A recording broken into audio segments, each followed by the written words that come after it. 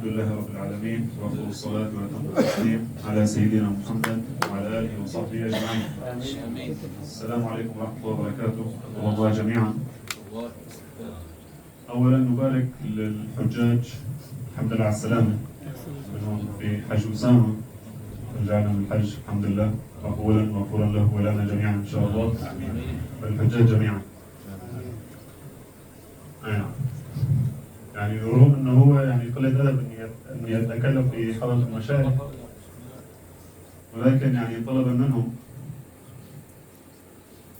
وهي في الحقيقة يعني في الايام هذه في موضوع شغل شبابنا وشغل الدنيا كلها يعني، وهو موضوع فيه من الخير القليل ومن الخطر الكبير يعني صراحة، وهو موضوع كأس العالم اللي هلا داير، فبتلاقي كل الشباب مشغولين فيها.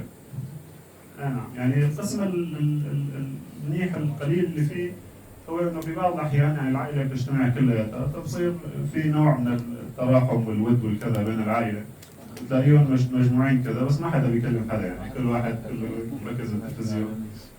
نعم، ولكن كمان نقول يعني احسن ما كل واحد يقعد بغرفته وكذا وما حدا يكلم حدا، اقل شيء يقولوا غرفه واحده. يعني هي فرصة انه الواحد يكلم اخوه يعني ويطلع من شاشة الموبايل هي يعني. والخطر الكثير اللي فيه هو انه مثلا دائما بينشغلوا بالتلفزيون وبالجدول، هي مباراة الساعة 4 الفجر، خصوصا هلا المباراة صارت في امريكا وكذا. فمباراة 4 الفجر وواحد 6 الصبح وبعدين 4 العصر، وتلاقي داير طول نهاره طول اسبوعه طول ليله طول مساءه منشغل في كاس العالم وفي التلفزيون وفي المباريات وكذا، وصلاته بتروح عنده وصلاة الفجر بتروح عنده. وقد في بعض الاحيان بيجي بيقول لك مثلا الساعه بتصير 12 والله بدي انام مشان في الساعه 5 اتفرج على المباراه، وما بيفكر والله هي بده يفيق قبل يصلي الفجر ولا قيام ليل ولا ركعتين تهجد ولا اي شيء. مركز في المباريات وفي كاس العالم اكثر ما هو مركز في دينه يعني، وهذا خطر كبير. نعم. والخطر الآخر الموجود هو أن الشباب يجتمعوا في الكافيات وفي المقاهي والكذا والأماكن يعني العامة والخاصة مشان يتفرجوا على المباريات، فبيكون فيها من التجاوزات الكثير. نعم. فيها من الدخان والأرجيلة واللعب والسهو والضحك والقهقهة والمسكرات، وفي بعض الأحيان يكون الجماعات مختلطة أيضا. فهذا الأمر أيضا يجب أن ننبه عليه ونركز على شباب الأمة أنه ما يفوتوا في مثل هذه التجمعات، وأن يحفظوا أنفسهم وأولادهم من هذا الخطر الكبير.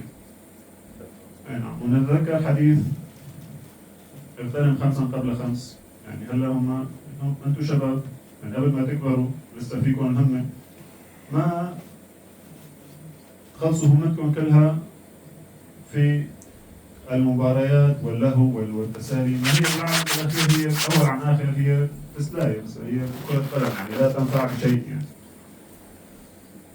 نعم.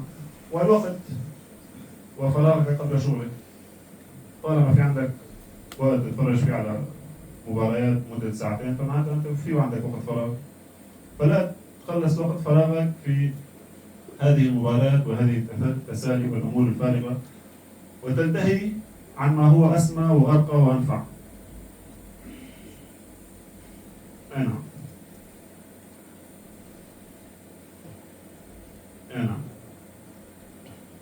فحبيت أن أنبه نفسي وإياكم عن هذا الشيء.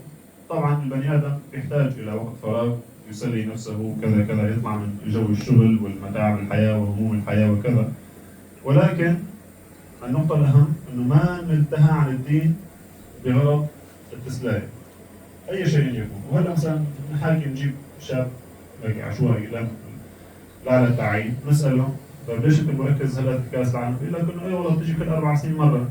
طيب والحياة هي أنت عايشها مرة واحدة، وما بتدري أنت هلا بعد خمس ذكرى ولا اللي بعده ولا كذا، ولا تدري نفسك بأي أرض تموت. فأنت هلا عم تتفرج على كأس العالم، مضيع حياتك ومضيع وقتك ووقتك، بتلاقي ضارب نظام نوم وكذا، رايح على الشغل هو نص نعسان، المعلم عم يقول له ليش ما عم تشتغل؟ بقول لك والله كنت امبارح سهران للساعة 4 5 الفجر عم بحضر المباراة. وبتلاقي مضيع كل حياته مشان شو والله كل 4 سنين بتجي مرة. طيب أنت ضامن حالك تعيش الأسبوع الجاي؟